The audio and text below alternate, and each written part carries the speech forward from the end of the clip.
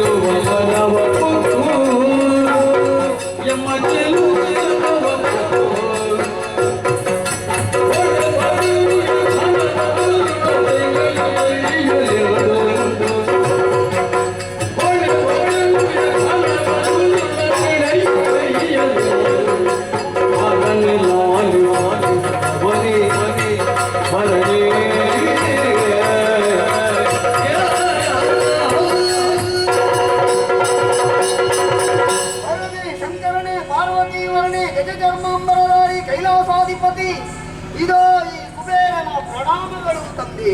ಎಳೆಯ ಕುಬೇರ, ನನ್ನನ್ನು ಕಂಡೊಡನೆ ನಿನ್ನ ಕಾಯಿ ಕುಗ್ಗಿತು, ಬೆನ್ನು ಬಗ್ಗಿತು, ಶಿರಸ್ಸು ತಗ್ಗಿತು, ಕೈ ಬೆರಳುಗಳು ಮುಗುಳುಗಳಾದವು, ಬಗೆ ಬಗೆಯಾಗಿ ನುಗ್ಗಿಸುವುದಕ್ಕೆ ಪ್ರಾರಂಭಿಸಿದೆಯಲ್ಲ. ಏನು ಕತೆ ಸದ್ಯದಲ್ಲಿ ಏನು ಗತೆ? ಈ ರೀತಿಯಾಗಿ ನಿನ್ನವರನ್ನೆಲ್ಲ ಸೇರಿಕೊಂಡು ಜೊತೆಯಾಗಿ ಬಂದೆಯಲ್ಲ.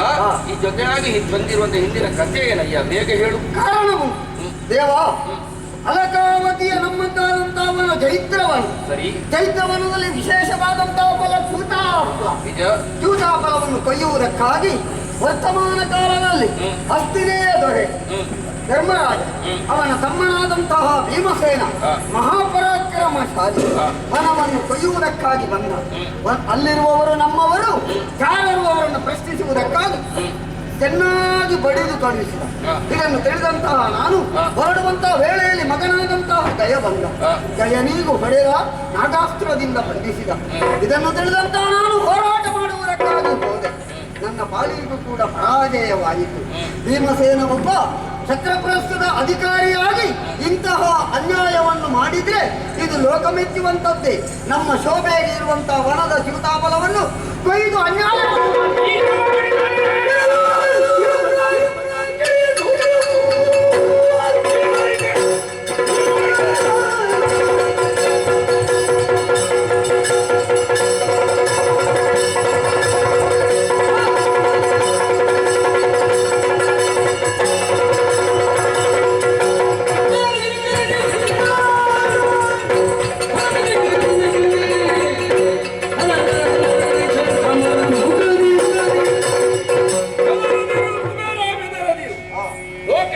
ತೊಡಗಿಸಿಕೊಳ್ಳಬೇಕಾದಂತಹ ಅಧಿಕಾರ ವರ್ಗದವರೇ ತಮಗೆ ಬೇಕಾದ ಹಾಗೆ ನಿರ್ಧಾರವನ್ನು ತೆಗೆದುಕೊಳ್ತಾರಂತಾದ್ರೆ ಪ್ರಶ್ನಿಸುವವರು ಯಾರೂ ಇಲ್ಲ ಅಂತ ಭಾವಿಸಿದೆಯ?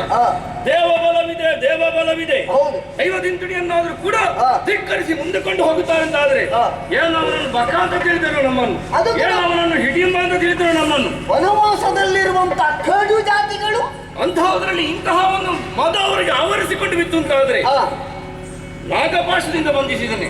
ನಾಗಭರಣನ ಸಾಮರ್ಥ್ಯ ಏನು ಎನ್ನುವುದನ್ನು ತೋರಿಸಿಕೊಳ್ಳೆ ಸ್ವಲ್ಪ ಅಲ್ಲಿ ಹಿಂದೆ ನಿಂತರು ಇವರಿಗೆ ಹೀಗೆ ಹೋಗುವುದಲ್ಲ, ನಾನೇ ಹೋಗಿ ಪ್ರಶ್ನಿಸಬಹುದು. ಹಾಗಂತ ನನ್ನವರು ಅಂತ ಇದ್ದಾರಲ್ಲ, ಎಲ್ಲಿ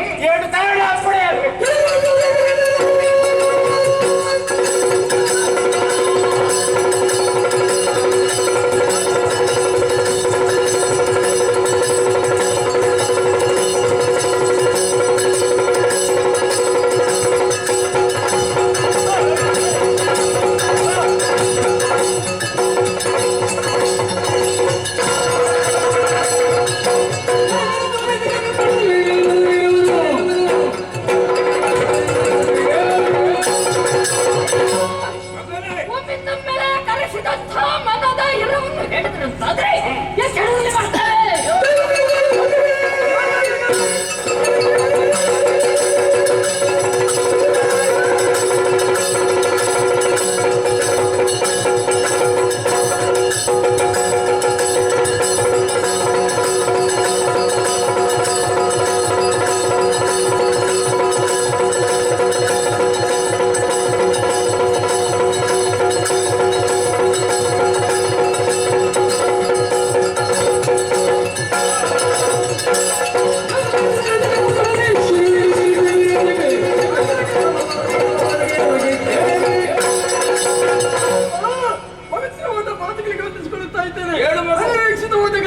ಯಾಕೆ ಹೇಳೋದು ಗೊತ್ತಾಗಲಿಲ್ಲ.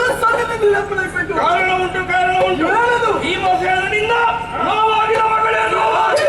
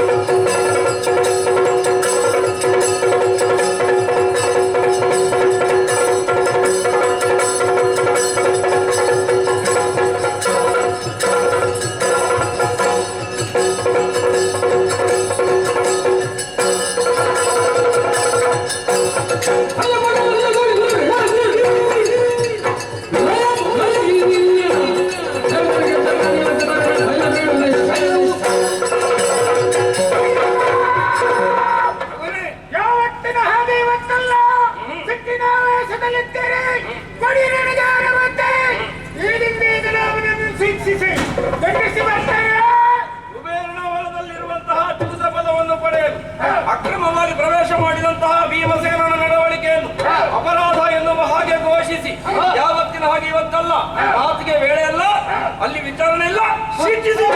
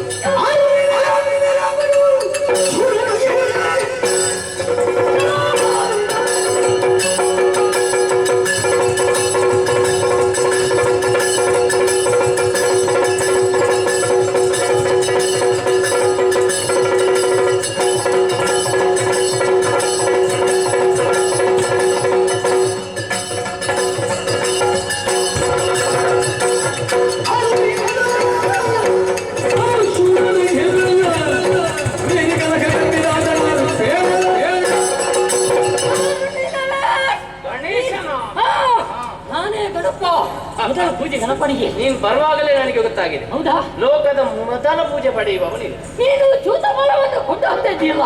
ನಿನ್ನ ವಿಷಯ ಅಷ್ಟೇ. ಯಾವುದು? ನನಗೆ ಸ್ವಲ್ಪ ಕೊಟ್ಟು ಪೂಜೆ ಮಾಡಿ. ಎಂತದ್ದು? ನೀನು ಕೊಂಡೋಗಿ ಬಿಡ್ತೇನೆ. ಅಲ್ಲ, ನಿನಗೆ ಇಟ್ಟು ಪೂಜೆ ಮಾಡ್ಲಿಕ್ಕೆ ಅದು ಎಂತದ್ದು ಅಂತ ಭಾವಿಸಿದ್ದಿ? ನಿನಗೆ ಕೊಡುದು ಬಿಡು, ಅದು ಕೊಡಬೇಕಾದು ಅಣ್ಣನ ಕೈಯಲ್ಲಿ. ನಿನಗೆ ಮೊದಲ ಪೂಜೆ ಬೇಕಾ?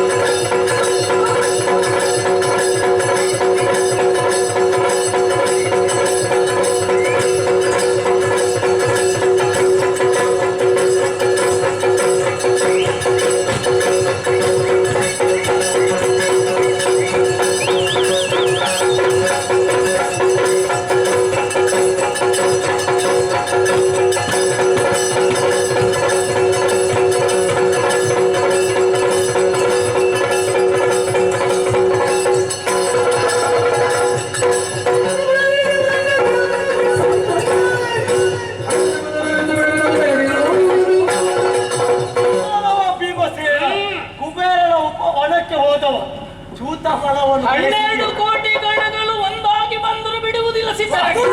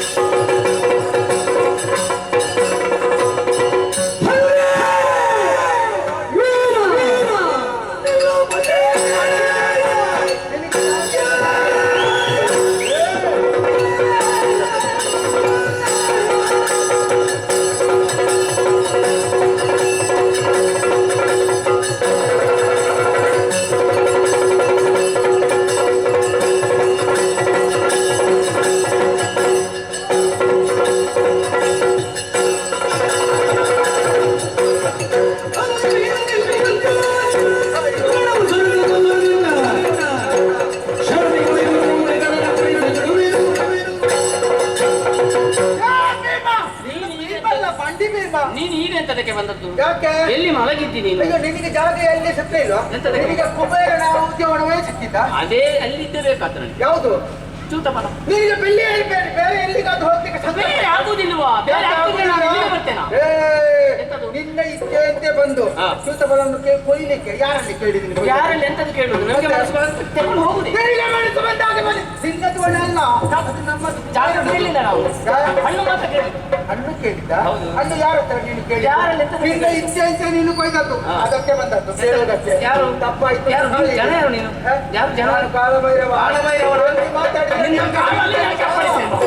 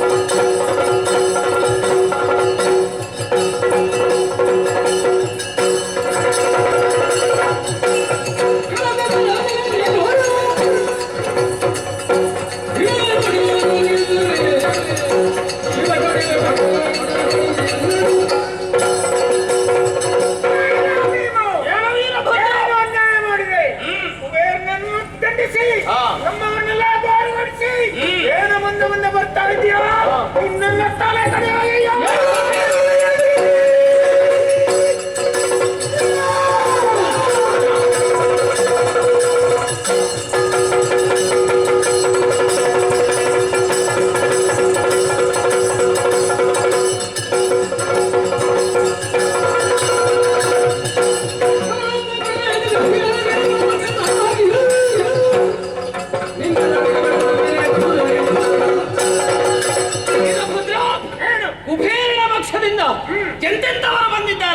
ಬಂದವರು ಏನಾಗಿದ್ದಾರೆ ಅನ್ನುವಂತ ವಿಚಾರವನ್ನು ಅರ್ಥ ಮಾಡಿಕೋ. ಮುಂದುವರಿದು ಬಂದರೆ ನಿನ್ನ ತಲೆನ ತರಿಸಿ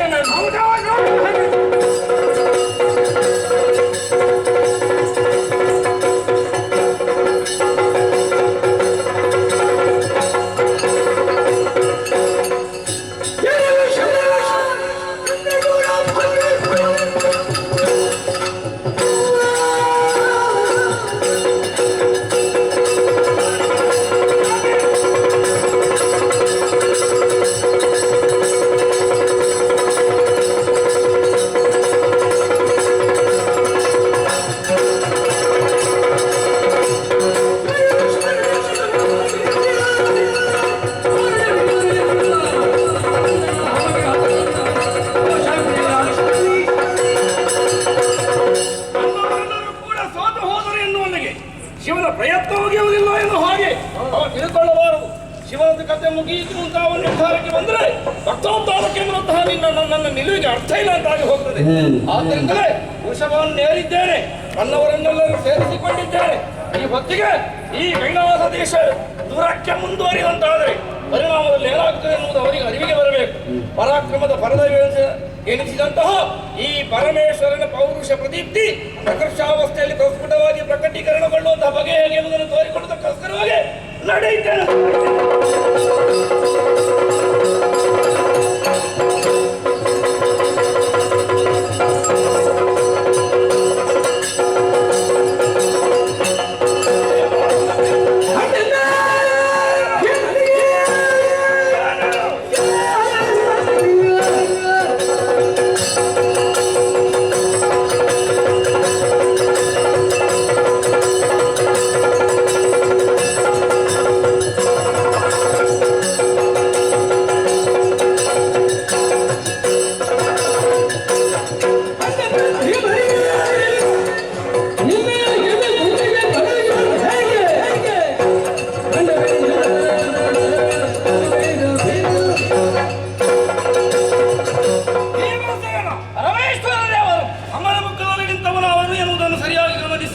ಗೊತ್ತಾಗಿದೆ ಏನು ಅಂತ ತಿಳ್ಕೊಂಡ್ಯ ಯುದ್ಧ ಅಂತ ಹೇಳಿ. ಏನು ನೀ ಕೈಗೊಂಡಂತಹ ನಿಲುವುಗಳು ಮತ್ತು ನೀ ಅನುಸರಿಸಿದಂತಹ ಮಾರ್ಗ ಎಷ್ಟರ ಮಟ್ಟಿಗೆ ಸರಿ ಅನ್ನುವುದರ ಕುರಿತಾಗಿ ಯೋಚನೆ ಮಾಡು. ನಿಮಗೆ ಪಗಡೆ ಆಗುವುದಕ್ಕಾದ್ರೂ ಒಂದು ನಿಯಮ ಉಂಟು, ಊಟಬಲ ತೆಗೆದುಕೊಳ್ಳುವುದಕ್ಕೆ ಒಂದು ನಿಯಮ ಇಲ್ಲ ಅಂತ ಭಾವಿಸಿದೆಯ. ಅದು ಯಾರ ಸ್ವಾಮ್ಯಕ್ಕೆ ಒಳಪಟ್ಟದ್ದು, ತೆಗೆದುಕೊಳ್ಳುವಂತಹ ಬಗೆ ಹೇಗೆ ಎನ್ನುವುದನ್ನು ಅರಿಯದೆ ಮುಂದುವರಿದಂತಹ ಕರ್ತವ್ಯ ಒಳ್ಳೆಯ ಆದಾಟುಳ್ಳಂತಹ ವ್ಯವಹಾರವನ್ನು ಮಾಡುವ ಎಂದರ್ಥ. ಅಂತಹ ಆದಾಟು ನಿನ್ನಲ್ಲಿ ಉಂಟು ಅಂತಾದರೆ ಬಂದವನು ಪ್ರಭು ಪರಮೇಶ್ವರ ಎನ್ನುವುದನ್ನು ಅರ್ಥೈಸಿಕೋ. ಕಾಲಿಗೆ ಬಿದ್ದು ಪಡೆಮಟ್ರೆ 4 ದಿನ ಬದುಕುತ್ತೆ, ಇಲ್ಲದೇ ಇದ್ರೆ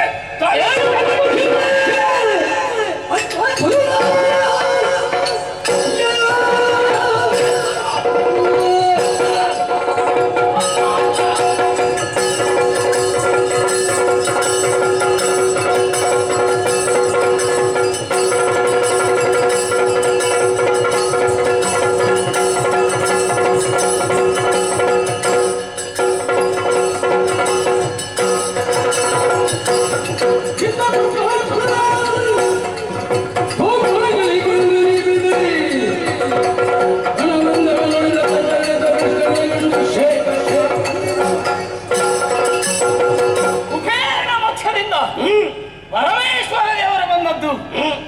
ಏನು ನಿಮ್ಮ ಕತೆ ಗೊತ್ತಿಲ್ಲ ಅಂತ ಭಾವಿಸಿದ್ದೀರಾ? ಏನು ತಿಳಿದಿದೆ? ಯಾವ ಪ್ರಸಂಗದಲ್ಲಿ ಯಾವ ರೀತಿ ಮಾಡಿ ಹೋಗಿದ್ದೀರಿ ಅನ್ನುವಂತ ವಿಚಾರ ನನಗೆ ಗೊತ್ತಿದೆ. ಹೇಳು ನೋಡುವ. ನೆನಪು ಮಾಡ್ತೇನೆ. ಈ ಹಿಂದೆ ನಿಮ್ಮ ಶರೀರಕ್ಕೆ ಲೇಪಿಸುವಂತಹ ಭಸ್ಮದಲ್ಲಿ ಒಂದು ಕಲ್ಲು ಸಿಕ್ಕಿತಂತೆ, ಅದನ್ನು ತೆಗೆದು ಬಿಸಾಡಿದ್ದೀರಂತೆ. ಅದೇ ಸಂದರ್ಭದಲ್ಲಿ ರಾಕ್ಷಸ ಒಬ್ಬ ಹುಟ್ಟಿ ಬಂದ. ಸರಿ, ಅವನಿಗೆ ಭಸ್ಮಾಸುರ ಅನ್ನುವ ಹಾಗೆ ಹೆಸರನ್ನಿರಿಸಿದ್ದೀರಂತೆ. ಅವನ ಇಷ್ಟಾರ್ಥವನ್ನು ಈಡೇರಿಸಬೇಕಾದ್ದು ನಿಮ್ಮ ಕರ್ತವ್ಯ ಅಂತ ಭಾವಿಸಿ ಉರಿಯಸ್ತವನ್ನು ಕೇಳಿದನಂತೆ. ಅನುಗ್ರಹಿಸಿದ್ದೀರಾ? ನಿಜ. ಆಮೇಲೆ ನಿಮ್ಮನ್ನೇ ಕೊಲ್ಲಬೇಕು ಎಂಬ ಉದ್ದೇಶದಿಂದ ಉರಿಯಸ್ತವನ್ನು ನಿಮ್ಮ ತಲೆಗೆ ಇಡುವುದಕ್ಕೆ ಮುಂದುವರಿದು ಬಂದಾಗುತ್ತೆ. ಆ ಹೊತ್ತಿನಲ್ಲಿ ಯಾವ ಕಡೆಗೆಲ್ಲ ಓಡಿ ಹೋಗಿದ್ದೀರಿ, ಎಲ್ಲಿಗೆಲ್ಲ ಹೋಗಿದ್ದೀರಿ ಅನ್ನುವಂತ ವಿಚಾರ ಸ್ವಲ್ಪ ನೆನಪು ಮಾಡಿ. ಹೋದದ್ದು ಆಮೇಲೆ ವೈಕುಂಠಕ್ಕೆ ಶ್ರೀಹರಿಯ ರಕ್ಷಣೆಯಿಂದ ಇವತ್ತು ನೀವು ಬದುಕು ಉಳಿದಿದ್ದೀರಿ. ಇದೇ ರೀತಿ ಮುಂದುವರಿದು ಬಂದರೆ ಭೀಮನ ಕೈಯಲ್ಲಿ ಅಳಿದು ಹೋದಿತ್ತು. ದೇವರ ರಹಸ್ಯ ಏನು ಎನ್ನುವುದು ನೀವು ಚೆನ್ನಾಗಿ ಅರ್ಥ ಮಾಡಿಕೊಳ್ಳಬೇಕು. ಆ ರಹಸ್ಯವನ್ನು ಅರ್ಥೈಸಿಕೊಳ್ಳದೆ ಪ್ರಕರಣದ ಒಂದು ಮುಖವನ್ನು ನೋಡಿ ಮಾತ್ರವಾದ ಮುಂದುವರಿಯ ಕೂಡದು. ಮತ್ತೆ ಹರಿಯನನ್ನು ರಕ್ಷಿಸಿದ ಒಪ್ಪುತ್ತೇನೆ, ಹರಿಗೆ ಪ್ರಭು ಶಾಪ ಕೊಡ್ಲಿಲ್ಲ ಎಂಬಲಿಗೆ ಹರಿಗಿಂತ ಅವ ದೊಡ್ಡದಂತ ಆಗ್ತದ, ಆಗುದಿಲ್ಲ ತಾನೆ. ಇನ್ನು ಯೋಚನೆ ಮಾಡಯ್ಯ, ನಿನ್ನ ತಂದೆಯಾದಂತಹ ವಾಯು ತನ್ನ ಮಗನಾದಂತಹ ಹನುಮಂತನಿಗೆ ಘಾತವಾಯಿತು, ನೆಲಕ್ಕೆ ಬಿದ್ದಾಗ ವಾಯು ಸ್ತಂಭನ ಬಂಡಿತು. ಏನು ಲೋಕಕ್ಕೆಲ್ಲ ಗಾಳಿ ಕೊಡುವಂತವನಿಗೆ ಮಗನಿಗೆ ಉಸಿರು ಕೊಡ್ಲಿಕ್ಕೆ ಆಗುದಿಲ್ಲ. ಅವ ಅಳುತ್ತಾಕೃತ ಯಾಕೆ ಅವ ವಜ್ರ ಶರೀರಿ ಆಗಬೇಕು ಎನ್ನುವಂತಹ ಸಂಕಲ್ಪಕ್ಕೆ ಪೂರಕವಾದಂತಹ ವ್ಯವಹಾರವದು. ಆದ್ದರಿಂದಲೇ ದೇವರ ರಹಸ್ಯ ಏನುಂಟು ಎನ್ನುವುದನ್ನು ತಿಳಿಯದೇ ವಿವರಿಸುವ ಹಾಗಿಲ್ಲ. ಏನು ಹರಿಗೆ ತ್ರಿಪುರರನ್ನು ಕೊಲ್ಲಿಕ್ಕಾಯ್ತಾ? ಆಗ್ಲಿಲ್ಲಲ್ಲ. ಅದಕ್ಕೆ ಕೊಲ್ಲಿಕ್ಕೆ ನಾನೇ ಬಂದದ್ದಲ್ಲ. ನಿಮ್ಮ ಕತೆ ಹಾಗಲ್ಲ. ಭಿಕ್ಷೆ ತಿರುಗಿಸಿ ನೋಡಿ. ಏನು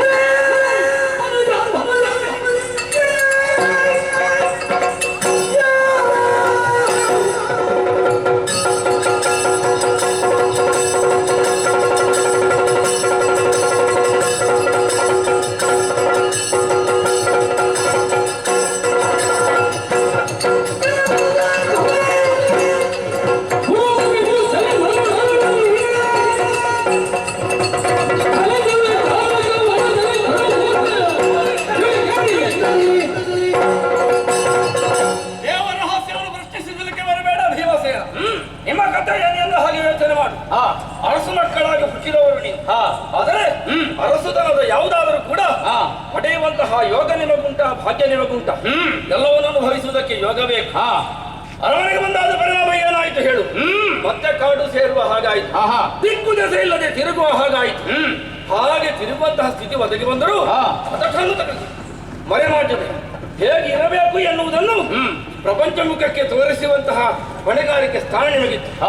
ಅದನ್ನೆಲ್ಲವನ್ನು ಬಿಟ್ಟು ಯಾರನ್ನಾದ್ರೂ ಸರಿ ಎದುರಿಸ್ತೇನೆ, ದಂಡ ಕಡಿತೇನೆ, ಇಂಥ ನಿಲುವಿನ ಮುಂದೆ ಒಂದಿಂತಾದ್ರೆ ಯೋಚನೆ ಮಾಡು. ಏನು ಮೊದಲೇ ದೌರ್ಭಾಗ್ಯವಂತರು ನೀವು. ಕೈಯಲ್ಲಿ ಇರುವುದನ್ನೆಲ್ಲ ಕಳಕೊಂಡವರು ನೀವು. ಹಾಗೆ ಕಳಕೊಂಡವರಿಗೆ ಇನ್ನು ಶಿವನ ಕೈಯಿಂದ ಕಳಕೊಳ್ಬೇಡ. ಪಾದಕ್ಕೆ ಪಡಬಟ್ಟಂತಾದ್ರೆ ಭಾಗ್ಯಶೀಲನಾದಿದೆ. ಊಟ ತಿರುಗಿಸಿ ಸ್ವಲ್ಪ ಓದಿ ನೋಡಿ ನಿಮ್ಮ ಹಣೆ ಬರಹ. ಏನು ಯಾರಲ್ಲಿ ಕೈ ಸೋಲಿಲ್ಲ ನೀವು? ಬ್ರಹ್ಮನ ಮಗಳಾದಂತಹ ಶಾರದೆಯನ್ನು ಬ್ರಹ್ಮ ವರಿಸುವುದಕ್ಕೆ ಮನ ಮಾಡಿದ. ಅದೇ ಸಂದರ್ಭದಲ್ಲಿ ವಿರೋಧಿಸುವುದಕ್ಕೆ ನೀವು ಹೋಗಿದ್ದೀರಂತೆ. ಬ್ರಹ್ಮನ ಒಂದು ಶಿರವನ್ನೇ ಕಿತ್ತು ತೆಗೆಯುತ್ತೇನೆ ಅನ್ನೋ ಹಾಗೆ ಮನ ಮಾಡಿ ಕೈ ಹಾಕಿದಾಗ ಬ್ರಹ್ಮ ಕಪಾಲವೇ ನಿಮ್ಮ ಕೈಯನ್ನು ಕಚ್ಚಿಕೊಂಡಿತ್ತಂತೆ. ಆಗಲೇ ನೀವು ಪ್ರಾರಂಭ ಮಾಡಿದ್ದೀರಿ. ಭವತೋ ಭಿಕ್ಷಾಂ ದೇಹಿ ಅನ್ನೋ ಹಾಗೆ ನೀವು ಹೋಗದ ಊರುಂಟ, ಬೀದಿ ಬೀದಿಗಳಲ್ಲಿ ಎಲ್ಲಾ ತಿರುಗಾಟ ಮಾಡಿದ್ದೀರಿ. ಕೊನೆಗೆ ಹೋದದ್ದು ಎಲ್ಲಿಗೆ? ಅಲ್ಲಿ ಕೂಡ ವೈಕುಂಠಕ್ಕೆ, ಹರಿಯಲ್ಲಿಗೆ. ಆಗಿರುವಾಗ ನಿಮ್ಮಿಂದ ಏನಾಗುವುದಿಲ್ಲ ಅನ್ನೋದು ಸ್ಪಷ್ಟವಾಯಿತು. ಹೀಗೆ ವಾದ ಮುಂದುವರಿದು ಬಂದರೆ ನನ್ನ ಕತೆ ನಿಮ್ಮ ತಲೆಗೆ ಬರಲಿಕ್ಕೆ ಇದಕ್ಕೂ ಅದೇ ಉತ್ತರ. ಹೌದಾ? ಅವರ ರಹಸ್ಯ ಏನುಂಟು ಅದನ್ನು ಪ್ರಶ್ನಿಸುವುದಕ್ಕೆ ನೀವಲ್ಲ. ಶಿವನು ಭಿಕ್ಷಕ್ಕೆ ಬಂದ ನೋಡು ಬಾರಿ. ಅವನಂತ ಚೆಲ್ಲುವನಿಲ್ಲ ನೋಡು. ನೀವು ಏನು ಮಾಡಿದ್ರು ಸರಿಯೇ. ನಿಮ್ಮಂತ ಭವ್ಯರೆಲ್ಲರೂ ಕೊಂಡಾಡಿದ್ದು ಕೈಯಲ್ಲಿ ನಮ್ಮ ಕಪಾಲವನ್ನು ಹಿಡಿದು ತಿರುಗಾಡಿದಂತ ಸಂದರ್ಭಗಳು ಸುಂದರನಾಗಿ ಕಾಣಿಸುವವನು ಏನು ಮಾಡುವುದು ಹೇಳು? ಏನು ಹೊತ್ತು ಸುಂದರವಾಗಿ ಮಾತಾಡುವ ಹೊತ್ತು ಸಮಯ ಇಲ್ಲ ನನಗೆ. ಆದ ಕಾರಣವೇ ಬೇಕು. ಮುಷ್ಟಿ ಬಿಗಿ ಹಿಡಿದು ಕೊಟ್ಟೆ ಅಂತ ಹಿಡಿದಿದ್ದೇನೆ. ಎತ್ತರು ಕಾಲುವಂತ ಸ್ಥಿತಿ ತೋರಿಸ್ತೇನೆ.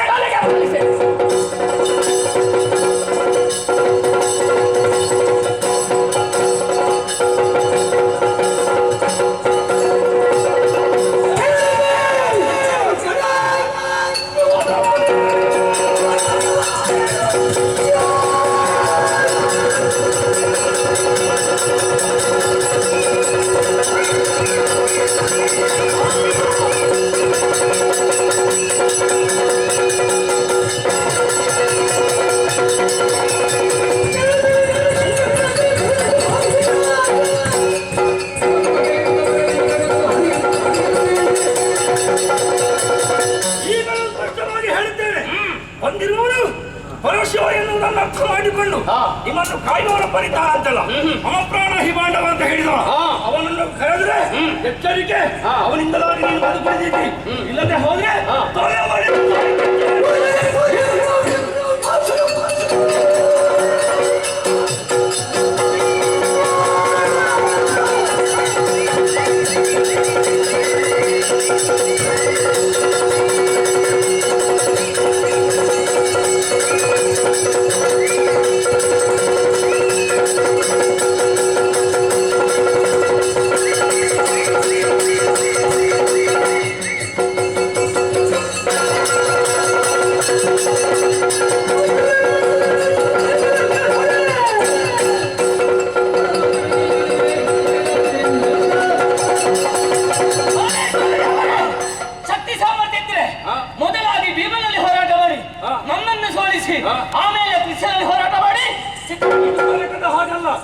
ನಿನ್ನ ಆಯುಧ ನನ್ನ ಬರಿ ಕೈ ಇತ್ತು. ಹೌದಾ? ನಾನು ಆಯುಧ ಹಿಡಿದ್ರೆ ಏನಾಗ್ತದೆ ಅಂತ ತೋರಿಸ್ಬೇಕು.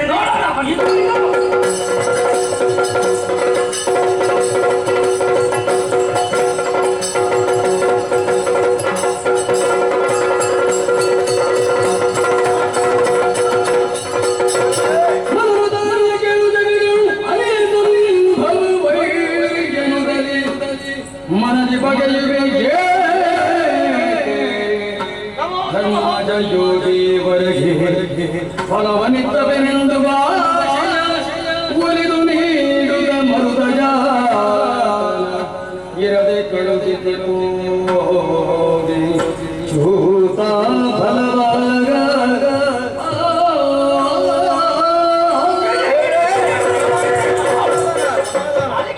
ಯಾಕೆ ಈ ರೀತಿಯಾಗಿ ಭಕ್ತರಲ್ಲಿ ಹೋರಾಟ ಮಾಡುತ್ತಾರೆ? ಯಾಕೆಂತ ಹೇಳಿದ್ರೆ ಪ್ರಸಂಗವೇ ಹಾಗೆ. ಪ್ರಸಂಗವೇ ಹೀಗೆ ಆದ್ರೆ ಓ ಹಾಗೆಯಪ್ಪ. ನೀವು ಸ್ವಲ್ಪ ತಡಾಗಿ ಬರ್ಬೇಕಿತ್ತು. ಯಾಕೆ? ಪರಮೇಶ್ವರ ತಲೆ ಇಲ್ಲದಂತ ಮಾಡ್ತಿದ್ದೆ. ನೀನು ಹೇಗೆ ಮಾಡಬಹುದು, ಆದ್ರೆ ಎಲ್ಲಿ ಕತೆ ಹೇಗೆ ಮುಟ್ಟುತ್ತದೆ ಅಂತ ನೀವು ಯೋಚನೆ ಅವನಾದ್ರೆ ಹೇಳಿ ನನಗೆ ಒಂದು ಹೋದ್ರೆ 5 ತಲೆ ಉಂಟು, ಅವನಿಗಿರುವುದು ಒಂದೇ ತಲೆ. ಒಂದು ತಲೆ ಹೋದ್ರೆ ಮತ್ತೆ ಉಳಿದಕ್ಕೆ ಉಂಟು. 5 ತಲೆ ಉಳಿಸುವುದಿಲ್ಲ. ಅಯ್ಯ, ಸರಿಯಾಗಿ ಯೋಚನೆ ಮಾಡಿ. ಇನ್ನೆಂತ ಯೋಚನೆ ಯೋಚನೆ ಮಾಡ್ಲಿಕ್ಕೆ ಸಮಯ ಇಲ್ಲ. ಯೋಚನೆ ಮಾಡ್ಲೇಬೇಕಾದ್ರೆ ಸಮಯ ಇಲ್ಲ ಅಂತ ಹೇಳಿದ್ರೆ ಆಗುದಿಲ್ಲ. ಈಗ ಸಮಯ ಬೇಕು ನಿನಗೆ. ಅದ್ರೆ ಮುಗೀತ. ಈಗ ಕತೆ ಕತೆ ಪ್ರಸಂಗ ಇಲ್ಲಿ ಮುಗಿಬೇಕು ಈಗ. ಹೌದಾ? ಈ ರೀತಿ ಹೋರಾಟ ಮಾಡಿದ್ರೆ ಪ್ರಸಂಗ ಯಾವಾಗ ಆಗ್ತದೆ? ಬೇಗ ಒಮ್ಮೆ ಮುಗಿಸಿದ್ರೆ ನನಗೆ ಒಳ್ಳೇದು. ಅಂದ್ರೆ ನನಗೆ ಅಸ್ತಿನಾವತಿಗೆ ಹೋಗ್ಲಿಕ್ಕೆ ಉಂಟು. ಯೋಚನೆ ಮಾಡ್ಬೇಕು ನೀನು ಯುದ್ಧ ಮಾಡುವ. ಬೇಗ ಬರ್ಲಿಕ್ಕೆ ಹೇಳಿದ್ದಾರೆ. ಪ್ರಸಂಗ ಮುಗಿಬೇಕಲ್ವಾ? ನಾನು ಮುಗಿಸ್ತೇನೆ. ದೇವ್ರೇ, ನೀವು ಪ್ರಸಂಗ ಮುಗಿಬೇಕು ಅಂತ ಮುಗಿಸ್ಬೇಕು ಅನ್ನೋ ಕಾರಣಕ್ಕಾಗಿ ಯಾವ ರೀತಿಯಲ್ಲಿ ಯುದ್ಧ ಮಾಡಿದ್ರೆ ಆಗ್ತದೆ? ನೀವು ಏನು ಹೇಳುತ್ತಿದ್ರು ನಿಮಗಿರುವುದು 3:45 ಗಳಿಗೆ ಮಾತ್ರ. ಆದ್ರಿಂದಲೇ ಇಲ್ಲಿವರೆಗೆ ಓಡೋಡಿಕೊಂಡು ಬಂದದ್ದು ಯಾಕೆ? ಏನು? ನಿಮ್ಮನ್ನು ಕಾಣಬೇಕನ್ನೋದಾಗೆ ಬಂದದ್ದು. ಏನು? ನೀವು ಈ ರೀತಿಯಾಗಿ ಭಕ್ತರಲ್ಲಿ ಹೋರಾಟ ಮಾಡುವುದಿದ್ರೆ ಎಷ್ಟರ ಮಟ್ಟಿಗೆ ಸರಿಯಾಗ್ತದೆ ಯೋಚನೆ ಮಾಡಿ. ಅಂದೊಂದು ದಿವಸ ನಿಮ್ಮ ಕುರಿತಾಗಿ ತಪಸ್ಸನ್ನಾಚರಿಸಿದವನಿದ್ದಾನೆ.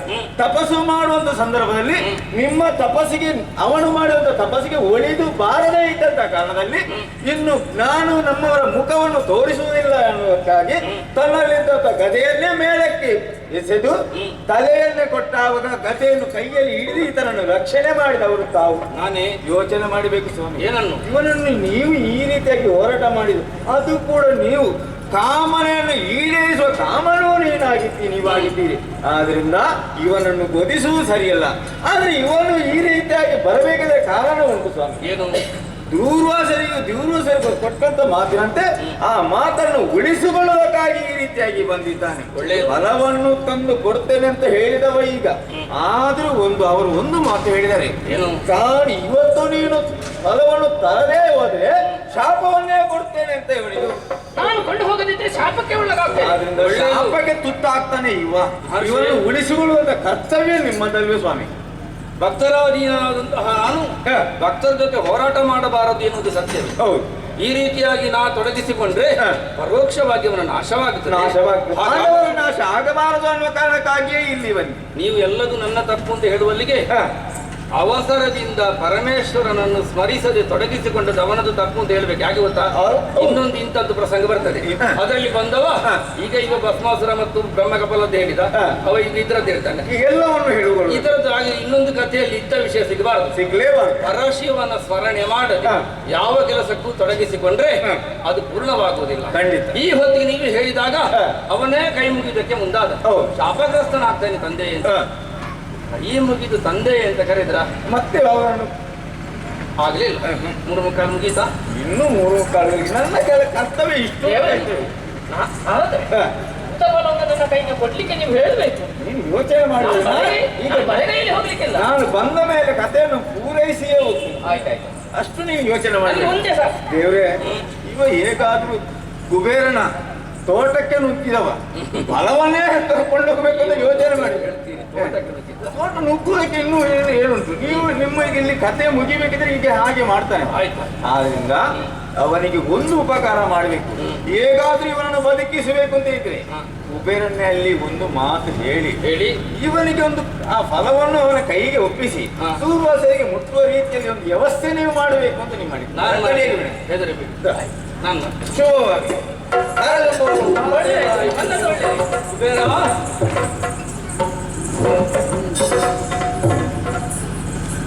ಹೋರಾಟಕ್ಕೆ ಒಂದು ಅಂತ್ಯವನ್ನು ಕೊಡುವ ನಿಟ್ಟಿನಲ್ಲಿ ನಿನ್ನನ್ನು ಕರೆದದ್ದು.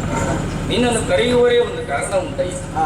ಅವ ಈ ರೀತಿಯಾಗಿ ನಡೆದುಕೊಳ್ಳುವುದಕ್ಕೆ ನಿನ್ನ ಮೇಲೂ ನನ್ನ ಮೇಲೂ ದ್ವೇಷ ಸಾಧನೆಗಾಗಿಲ್ಲ, ಅನನ್ಯವಾದಂತಹ ಭಕ್ತಿಯನ್ನು ಪ್ರೀತಿಯನ್ನು ಪ್ರಭು ಶಂಕರನ ಮೇಲೆಯೋ ಅಥವಾ ನಿನ್ನ ಮೇಲೆಯೋ ಹೊಂದಿದವನೇ ಆದ.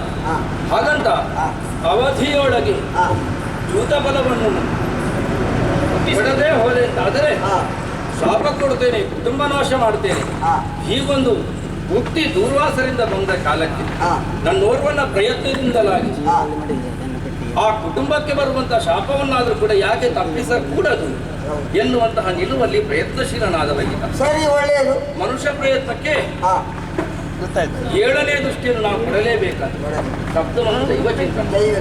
ಈ ಹೊತ್ತಿಗೆ ಅವನ ತೊಡಗಿಸಿಕೊಳ್ಳುವಿಕೆಗೆ ಕರುಣಾಮಯಿಗಳಾದಂತಹ ನಾವು ಅನುಗ್ರಹ ದೃಷ್ಟಿಯನ್ನು ಬೀರದೇ ಹೋದರೆ ಭಗವತ್ ಸಾಕ್ಷಾತ್ಕಾರಕ್ಕೆ ಅರ್ಥ ಇಲ್ಲ ಅಂತಾಗಿ ಬಂತು.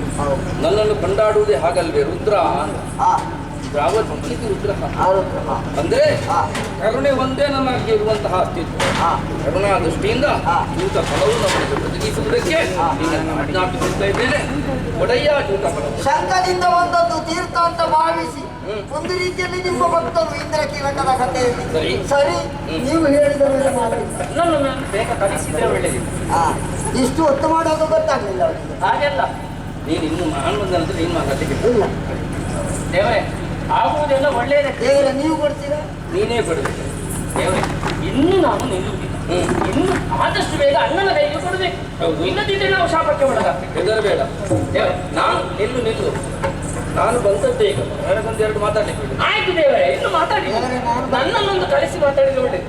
ಏನುಂಟು ಈ ನಡೆಯಿಂದಲಾಗಿ ನೀನು ಅರ್ಥೈಸಿಕೊಳ್ಳಬೇಕಾದಂತಹ ಸತ್ಯವೇದ ಬಲ್ಲೆಯ ಏನು ದೇವರೇ? ಲೋಕಕ್ಕೆ ಒಂದು ಪಾಠವಾಗಬೇಕು.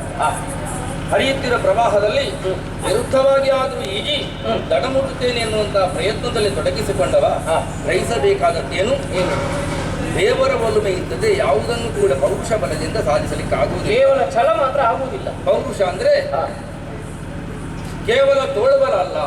ಯಾವ ಆತನು ಸತ್ಯಾತ್ಮನಾಗಿರುತ್ತಾನೋ ಧರ್ಮಾತ್ಮನಾಗಿರುತ್ತಾನೋ ಅವನ ತೋಳುಗಳಲ್ಲಿ ಪುರುಷರೂಪಿಯಾದಂತಹ ಭಗವಂತ ಬಂದು ನೆಲೆಗೊಳ್ಳುವುದಕ್ಕೆ ಪೌರುಷ ಅಂತ ಹೆಸರನ್ನು. ಈ ಹೊತ್ತಿಗೆ ಸತ್ಯ ಧರ್ಮದ ನಡೆಯಲ್ಲಿ ನೀವು ನಡೆಯುವವರು ಮೃಗಸಂಧಿಯಾದವರು ಎನ್ನುವುದನ್ನು ಅರಿತೆ ನಿಮಗೆ ಈ ಫಲವನ್ನು ಕೊಟ್ಟಿದ್ದೆ ಎಂಬಲ್ಲಿಗೆ ಯಾರು ಸತ್ಯಾತ್ಮರು ಧರ್ಮಾತ್ಮರು ಅವರಿಗೆ ಲೋಕದಲ್ಲಿ ಧರ್ಮಪ್ರಭುಗಳ ಧರ್ಮರಕ್ಷಕರ ಸಹಾಯ ಯಾವತ್ತೂ ಇದ್ದೇ ಇರುತ್ತದೆ, ದೈವಬಲವೂ ಇರುತ್ತದೆ ಎನ್ನುವಂತಹ ಸತ್ಯವನ್ನು ಪ್ರಪಂಚವೇ ತಿಳಿಯಲಿ ಹೇಳಿ ರಕ್ತಾಕ್ಷಿ ಕಲ್ಯಾಣ ಎನ್ನುವಂತಹ ಈ ಪ್ರಸಂಗವನ್ನು ಯಾರು ಕಣ್ತುಂಬಿಸಿಕೊಂಡಿದ್ದಾರೆ, ಯಾರು ಶಿವಸ್ವರೂಪವನ್ನು ಅರ್ಥ ಮಾಡಿಕೊಂಡಿದ್ದಾರೆ, ಯಾರು ಶಿವಸ್ವರೂಪವನ್ನು ಹೃದಯದಲ್ಲಿ ಸ್ಥಾಪಿಸಿಕೊಂಡಿದ್ದಾರೆ ಅವರಿಗೆ ಎಲ್ಲರಿಗೂ ಕೂಡ ನಾವು ನಂಬಿಕೊಂಡು ಬಂದಿರುವಂತಹ ಮಂಗಳಕರವಾದಂತಹ ಮಹಾಮಂಗಳೇ ಸರ್ವ ಮಂಗಳವನ್ನು ಉಂಟು ಮಾಡಲಿ ಎನ್ನುವಂತಹ ಹಾರೈಕೆಯೊಂದಿಗೆ ಈ ಕಥಾಭಾಗಕ್ಕೆ ಮಂಗಲವನ್ನು ಹಾಡುತ್ತಾರೆ.